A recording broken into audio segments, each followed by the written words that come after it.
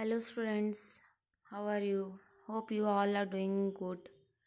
So today what we are going to study is yet another part of natural resources. That is one more type of natural resources, that is nothing but the forest.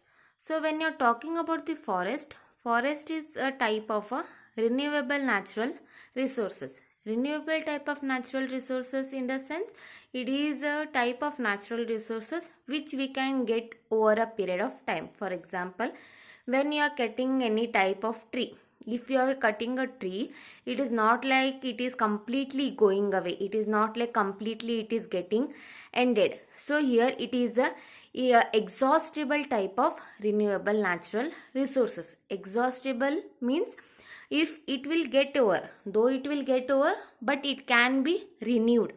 Though it gets over, it can be renewed. That is meant by exhaustible type of natural resources, and it is a type of living resource. Why it is living resource? Because forest indicate the plants, and plant is a type of living thing, so it is called as a living type of natural resources. And mainly it maintains the water cycle in the nature. How it maintains the water cycle in the nature? How? In the sense, when you are talking about the forests are nothing but they are the plants. When you need the plants to grow, you need the soil. When you are taking the soil inside, when you are talking about the soil needs the minimum amount of water. When there is a minimum amount of water in the soil, then only the plants are able to get the water and they are able to grow well. So when there is a proper circulation in the water in the nature, then only the forests are being preserved, that is the forests are being growing well, the forests are being maintained.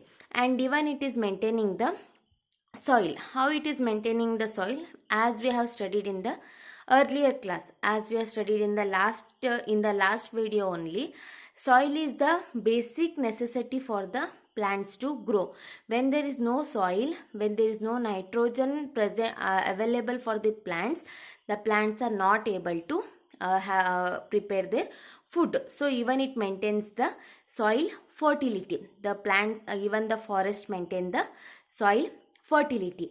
And the next what it is, it provides the habitat in the sense it provides the home for many of the living organisms, like living organisms, animals, and all the wild animals like lion, tiger, cheetah, elephant. So it is a home for all the wild animals.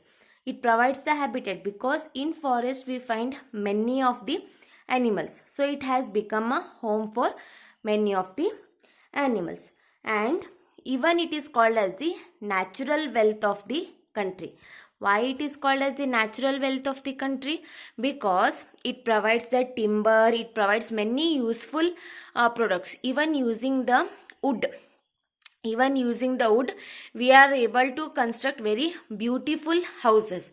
So when you are using this wood, it increases the beauty of a nation. So even it is called as the natural wealth is nothing but it is like a property. Wealth is nothing but the property. So it is a natural thing. Forests are not built or forests are not constructed.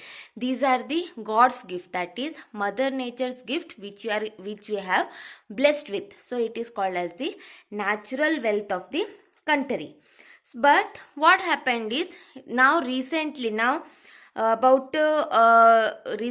if you are talking about only 20% of the forest, only 20% of the forest in the world are in their original form.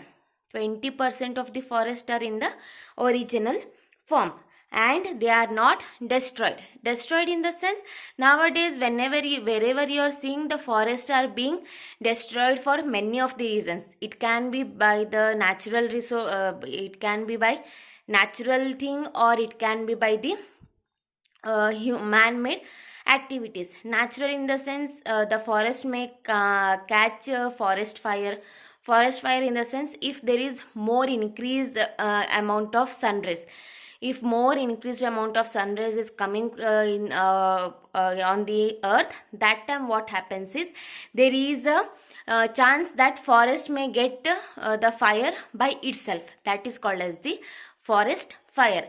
And man-made activities like cutting the forest for his selfish needs, for making the furnitures, for building the houses, for timber, for cooking purposes, for heating the water. So when man is using it for his selfish needs, even for that reason it is being reducing. The forest in the world are being reducing. So which has been led to a process called as deforestation, which has been led to a process called as deforestation. Deforestation is nothing but it is the cutting of forest, that is it is the destroying the forest for the selfish need. De means it is being cutting, forest means deforesting, that is they are being cut, the plants or the trees are being cut in the forest, that is called as the deforestation. So when this deforestation occurs, even it gives the very bad impact on the water cycle.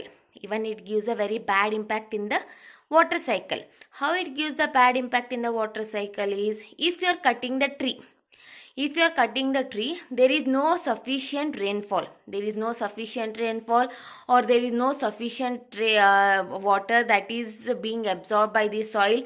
When the soil is not absorbing the sufficient soil, it cannot go to the plant and the plant cannot grow properly.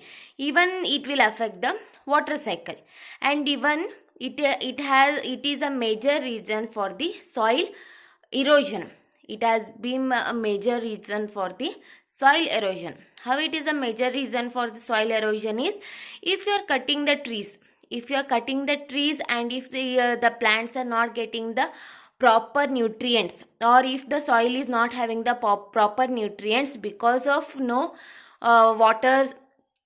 proper water cycle in the atmosphere, there is no proper nitrogen available in the atmosphere. Since there is no proper atmosphere or nitrogen available in the atmosphere, the soil is not able to convert that nitrogen into the usable nitrogen. So because of this reason, the plants cannot get the sufficient nutrients. This is the one reason.